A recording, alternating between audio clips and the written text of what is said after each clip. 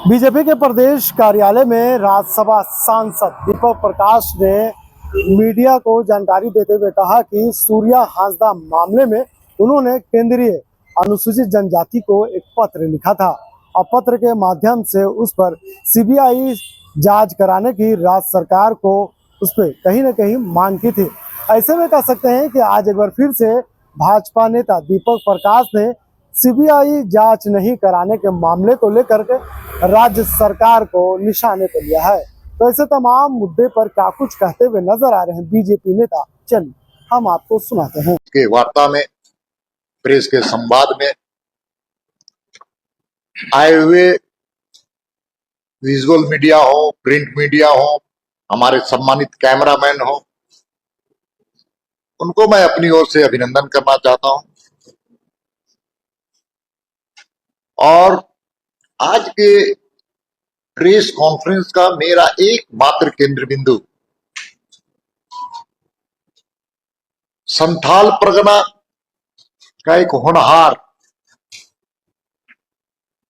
एक समाज सेवी, एक मुखर आदिवासी समाज की चिंता करने वाला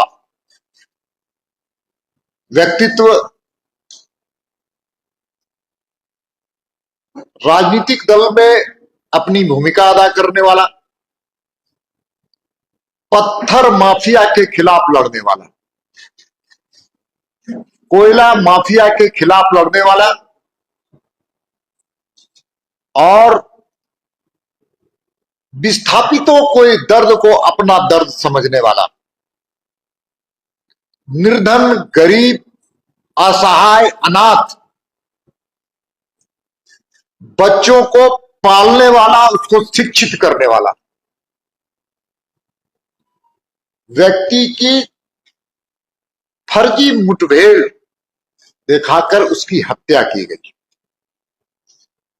उसी के संदर्भ में मैंने राष्ट्रीय अनुसूचित जनजाति आयोग, जिसको NCST के नाम से हम सबको जानते हैं, और इस आयोग एक संवैधानिक संस्था है जिसका संविधान के अनुच्छेद 338 में उसको विशेष रूप से उसका उल्लेख भी है और उसमें स्पष्ट रूप से दर्शाया गया है कि आदिवासियों के संरक्षण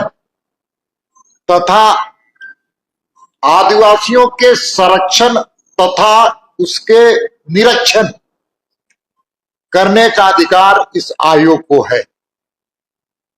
इसलिए एक सांसद के हैसियत से, एक सामाजिक कार्यकर्ता के हैसियत से, एक भारतीय जनता पार्टी के कार्यकर्ता के हैसियत से, जब उसकी मुठभेड़ में, कथित मुठभेड़ में, फर्जी मुठभेड़ में जब उसको मारा गया, तो हमारे जैसे व्यक्ति को के मर्म को झकझोरने का काम।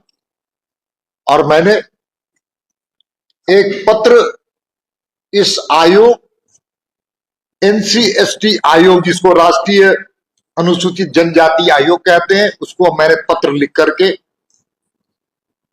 उसके परिवार को और झारखंड के लिए ऐसे व्यक्तित्व के लिए हमने न्याय मांगने के लिए लिखा था। उसी के रिपोर्ट के संदर्भ में मैं आज आपका ध्यान आकृष्ट कराने के लिए आया। ये राष्ट्रीय अनुसूचित जनजाति आयोग का रिपोर्ट है और ये रिपोर्ट एक संवैधानिक संस्था का रिपोर्ट है। ये अनुसूचित जनजाति समाज के हितों की संरक्षण करने के लिए बना हुआ आयोग, और इस आयोग की जो अनुशंसा होती है उसको राज्य की सरकार या संबंधित संस्था को मानने के लिए नैतिक जिम्मेवारी होती है, उसकी मॉरल रिस्पॉन्सिबिलिटी होती है। और इस रिपोर्ट में जब मैंने 9 अगस्त को सूर्या हांसदा को गिरफ्तारी देवघर जिले में दिखाया गया, मोहनपुर प्रखंड में। भारतीय न्याय संहिता में इस बात का उल्लेख है कि जिस समय किसी की भी गिरफ्तारी होती है तो संबंधित जुडिशियल अफसर के पास उसको ले जाकर के उसको पेश किया जाता है। लेकिन 9 तारीख को गिरफ्तारी दिखा गई देवघर में, लेकिन कोई जुडिशियल अफसर के पास ले जाकर के उसको पेश नहीं किया गया। 10 तारीख को गोड्डा ले जाया गया, दिन भर गोड्डा में रखा गया पुलिस के अनुसार, लेकिन उस वक्त भी जो कोई जुडिशियल अफसर के पास उसको पेश नहीं किया गया। एक किसी भी गिरफ्तार व्यक्ति को 24 घंटे से ज्यादा कोई पुलिस कस्टडी में रखने का न्याय संहिता में कोई अधिकार नहीं दिया गया। और रात को 10 बजे उसको फर्जी मुठभेड़ से मारा गया। उसी के संदर्भ में मैंने पूरे चीजों की जानकारी अनुसूचित जनजाति आयोग को देने का काम किया था। और अनुसूचित जनजाति आयोग को मैंने 10 अगस्त को पत्र लिखकर के इस बात का उल्लेख किया था। 16 अगस्त को एसटी आयोग के जो सम्मानित सदस्य हैं, ऐसे सभी सम्मानित 5-6 सम्मानित सदस्य हैं, उनके द्वारा उस क्षेत्र का भ्रमण किया गया और उसमें सम्मानित सदस्य राष्ट्रीय अनुसूचित जनजाति आयोग के सदस्य श्री निरुपम चाकमा तथा माननीय सदस्य आशा लकड़ा जी के नेतृत्व में ऐसे 6 अतिरिक्त, जिसको योगेंद्र प्रसाद यादव, HR मीना, राहुल यादव जी, श्री राहुल कुशेश्वर जी, प्रीति रंजन चाकमा, इन लोगों ने घटना स्थल का निरीक्षण किया। और घटना स्थल का जब निरीक्षण किया तो स्पष्ट रूप से पाया कि वहां पर कोई घना जंगल नहीं था। वहां पर मुठभेड़ 1 घंटे दिखाया गया, लेकिन कोई गोली के निशान कहीं पर अगल बगल, कहीं आस पड़ोस में कहीं पर देखा नहीं गया। इतना ही नहीं, कोई गवाह भी नहीं है कोई गोली की आवाज सुनने का, किसी प्रकार के विस्फोटक चीजों की आवाज का भी कोई वहां आवाज है। और सबसे दुर्भाग्य है कि वहां पर कोई, जहां पर घटना घटती है तो क्राइम सीन को, जहां पर घटना की प्रकार की घटती है तो उसको सुरक्षित किया जाता है, वहां पर कोई नहीं। और जब ये लोग गए तो वहां पर SIT के जो प्रमुख है, जिन्हों के माध्यम से कहा गया, SP ने कहा कि SIT के नेतृत्व में गोली चला है, मुठभेड़ हुआ है, वो भी उपस्थित नहीं हुए। संबंधित थाना प्रभारी भी वहां पर कोई उपस्थित नहीं हो पाए।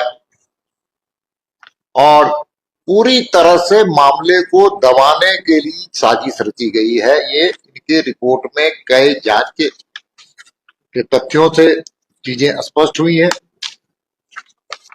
वो इसका उल्लेख उन्होंने पृष्ठ संख्या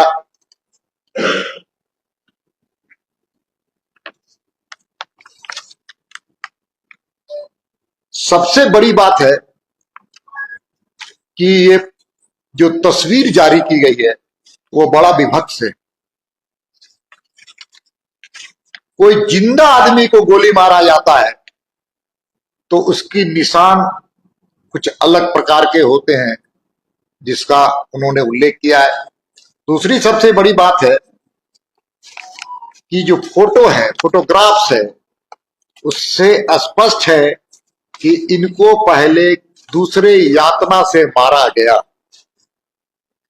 ये तस्वीर इस बात का उल्लेख है कि पूरी तरह से ये काला दृश्य आप सबको दिखता होगा। गोली लगने से कोई इस प्रकार का जला हुआ दृश्य नहीं हो सकता है।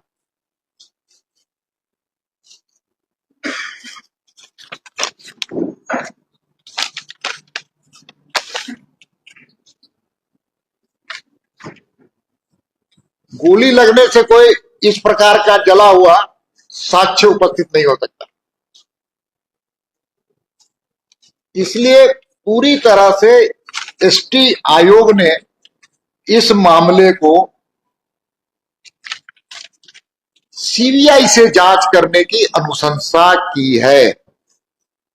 एसटी आयोग का, मेरा नहीं, एसटी आयोग है जो संवैधानिक संस्था है, आदिवासियों के हित के लिए काम करने वाला आयोग का गठन संविधान में। दूसरा उसने कहा है कि वहां पर जो उपस्थित पदाधिकारी थे, इस मुठभेड़ में शामिल थे, उनको तत्काल ट्रांसफर किया जाए और उस परिवार को सुरक्षा प्रदान किया जाए। लेकिन दुर्भाग्य से राज्य की सरकार इस पूरे मामले को घोल मोल करते हुए दबाने का काम कर रही है। इसलिए सीआईडी के माध्यम से इसकी जांच की घोषणा की गई।